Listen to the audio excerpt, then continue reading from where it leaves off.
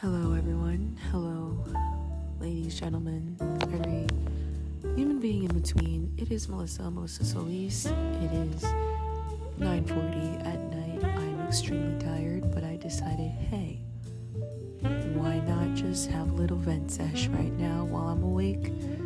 Last minutes of being awake today. Had a long day today, but I really had this heavy on my heart. I feel like God or put this on my spirit to just talk about. But I'm just really just learning right now in my life. This is me being personal now, so open your ears up. But I'm finding it very hard to stay focused as a multi-hyphenate. Now, for those of you who don't know, I am currently an actress, a writer. I've produced my own short film, started my own short film. I'm a student going back to school after my gap year, which is another video I need to sort of record. But I'm just here to say that I wear many hats. And it's kind of hard focusing as a multi-hyphenate, I just feel like I constantly have a bunch of ideas in my head. And obviously I'm not the only one who functions the same way. As a creative, I always have a bunch of ideas, including this podcast that I'm, attempting to create, and hopefully it comes out well. It's just, I think it's really important to talk to my audience as to how to stay focused as a multi-hyphenate. And I'm not going to sit here and pretend that I know all the answers, because I'm literally not God, but I feel like I've learned a lot, in these last few months to a year, where I've definitely attempted to do all these different things. I've learned, I've succeeded, I failed, I've burnt out, I've come back from being burnt out, sorta, kinda. This is me trying to come out of that, But I'm like, why not share the things that I've learned just as an artist, of how to balance yourself? Because I feel like sometimes it's really hard, it's really challenging, but I feel like I always ask myself questions that'll keep me grounded, and today I'm going to share these 3 questions that I think every multi-hyphenate should definitely ask themselves. But before I even get into it, what is a multi-hyphenate? Well, I don't know if you've looked at the context clues from what I'm talking about, but a multi-hyphenate is just someone who's able to do more than one thing, sometimes all at once, sometimes being able to do it all together quite nicely. That's how I would do it. That's how I would pretty much define it. Obviously, I'm not reading it off of Merriam-Webster or whatever the hell it's called, But that's how I define it. So without further ado, let's get into the 3 questions that I always ask myself in order to stay focused as a woman that wears many different hats. Number 1, numero uno, I always ask myself, what is the world you are trying to create? How does that world look like, and what are you specifically doing in that world? What are you attempting to show the world? And why is it so important to even show it to everyone else, outside of yourself? I remember vividly speaking to my own dad about my aspirations of becoming a writer and becoming a screenwriter and stuff like that. And, me just spewing my ideas, I always sound like a complete lunatic. But I'll never forget when my dad asked me, because it just stayed in my mind after he had said it. He just asked me, Melissa, after all of this, you need to ask yourself, what world are you trying to create? And I just sat there and I'm like, that's a really good question, Dad. What world am I trying to create? In my mind, I obviously have the aesthetic, I have the feel, I have the vibe. It's just in terms of putting it all together in a way that makes sense to other people who obviously don't see the vision I'm withholding in my mind. It's obviously a lot more difficult to put it in plain sight outside of your brain, but I think it's an important question to ask because it keeps all the little white noise outside of my head, you know. In life, you're gonna be confronted by people, places, and things that make you think twice about what you want to do, what direction you're going towards. You know me. I started all of this initially during COVID, where I just had this idea of like, if I could only create my own scripts and change the way people see the world and see the way that I see it in my head, then damn it, this would be a better place. And I still do. I have a lot of confidence behind that, you know. I genuinely feel like God put these ideas in my head for a reason and I'm supposed to execute them. It's just sometimes, obviously, in life, unfortunately, things don't go as planned. But you have to be able to pivot. And even with pivoting, you still have to hold that vision in your head, because even though sometimes you may not go in the direction you wanted to, you always need to remember why you initially started in the first place.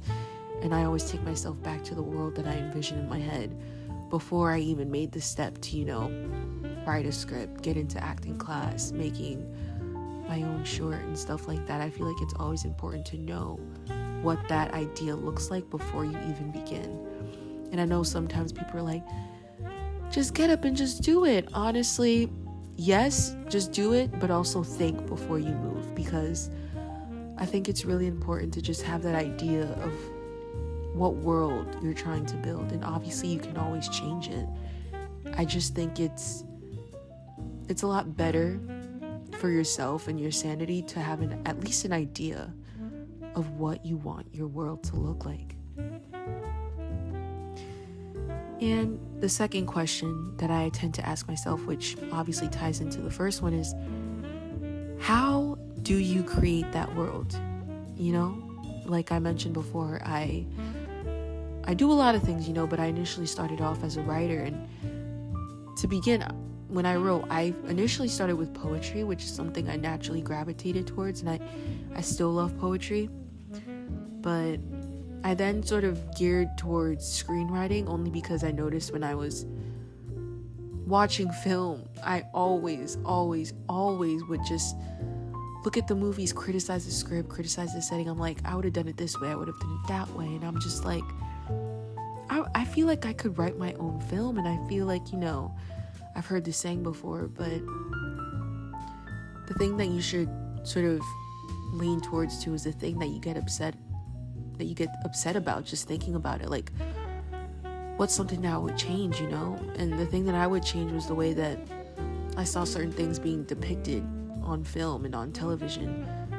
Not to be like political or anything, but specifically I think like the way that Black women specifically were shown on screen was something that, you know, sort of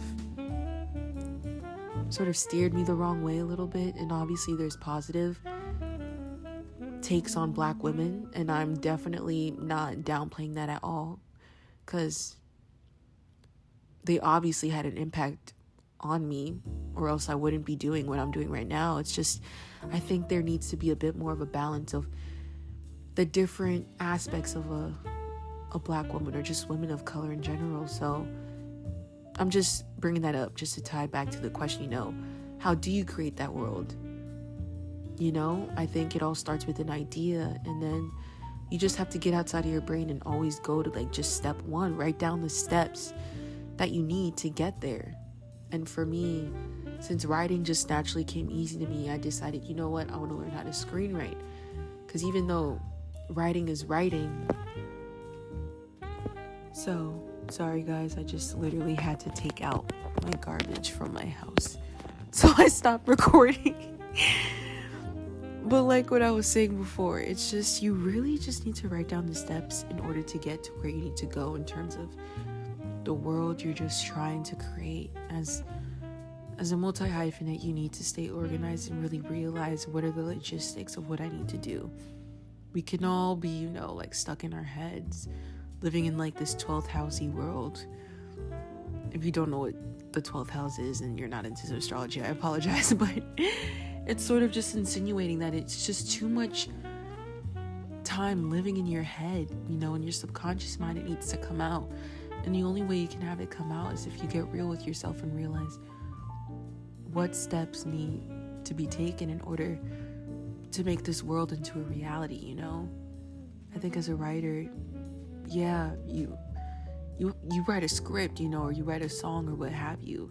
You have the final piece, but like now you need to make something that showcases what you just wrote, so people have an image to what it is that you're trying to write. What feeling are you trying to convey? I think you really need to get clear on what steps you need to take in order to get that. Whether it be, you know, getting into a writing class, getting into an acting class, learning how to write songs properly, learning how to play an instrument properly. It's just things like that in order to sort of consider yourself to be a legitimate artist. You need to get real about what steps need to be taken. And the third and final question that I ask myself is pretty much just the same thing, but how can I keep myself accountable after I sort of write down the steps, you know? Actually, let me say that again, because I feel like I sort of messed that up. Editing Melissa, you can edit this out.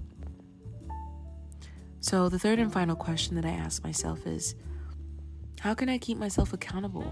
And how do I continue working towards this goal without losing motivation? That shouldn't even be the way I should write it, because let's be real here, we're all human. You're going to lose motivation, but what's that one thing that will always pull you back into the mode of, yes, I can do this? What's that one thing that'll just make you understand why you're even starting to begin with? What's that movie that you play in your head that pulls you out of that sinking feeling of dissatisfaction or hopelessness of not being able to achieve what you want to achieve? What's that thing that's gonna pull you out of it and say, dude, yes, you can do this, you know?